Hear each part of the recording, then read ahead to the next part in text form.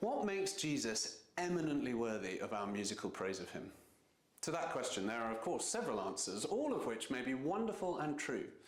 But it's interesting to note that as we reach the final book of the Bible in our grand tour, one reason stands out above them all.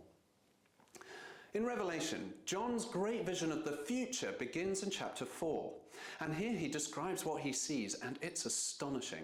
Ushered into the heavenly throne room, he sees the glory of God in dazzling brilliance. There's thunder and lightning, fire, a sea of glass. There are 24 elders clothed in white garments with golden crowns on their head.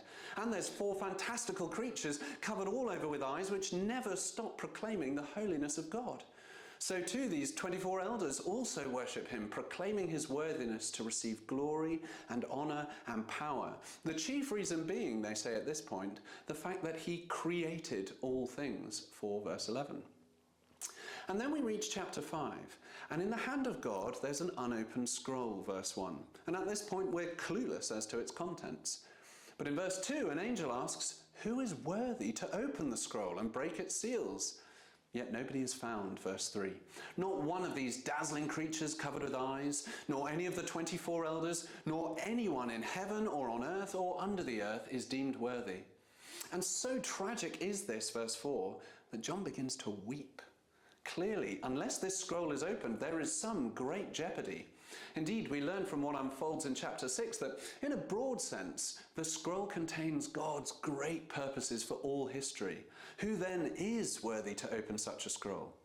But then there's movement. Someone approaches, and an elder consoles John, saying in verse 5, "Weep no more. Behold, the Lion of the tribe of Judah, the Root of David, has conquered so that he can open the scroll and its 7 seals." Yet the one that John sees is a lamb, standing as though it had been slain. This is Jesus, for the conquering Lion of the Old Testament is fulfilled in the sacrificial Passover lamb of the New. This is Jesus. And here in verse 6 he has 7 horns and 7 eyes, for the crucified Christ is the power of God and the wisdom of God. And because he died on the cross, he and he alone is worthy to take and open the scroll. And when in verses 7 and 8 he does so, those 4 living creatures and the 24 elders once more get on their knees. But this time they don't merely proclaim his worthiness. Rather, each of them holding a harp, they sing about it. Indeed, verse 9, they sang a new song, saying, "Worthy are you to take the scroll and to open its seals, for you were slain, and by your blood you ransomed people for God from every tribe and language and people and nation. And you have made them a kingdom and priests to our God, and they shall reign on the earth." And then as John looks up, the crowd appears to have swelled innumerably, for thousands upon thousands of angels have joined in to proclaim the worthiness of the Lamb who was slain, verses 11 and 12.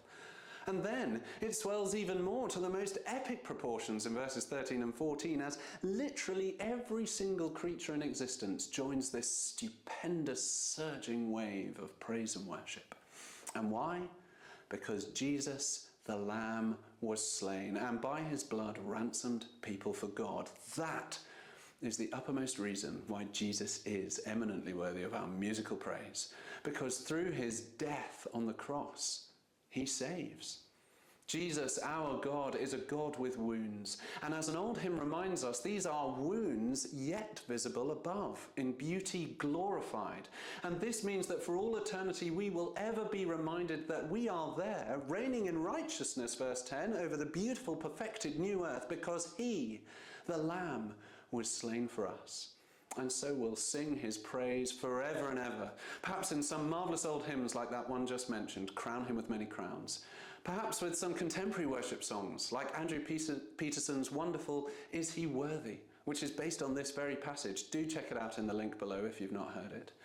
But certainly we shall sing the praise of the Lamb upon his throne with some heavenly anthem that drowns all music but its own. "Awake my soul and sing of him who died for thee, and hail him as thy matchless King for all eternity."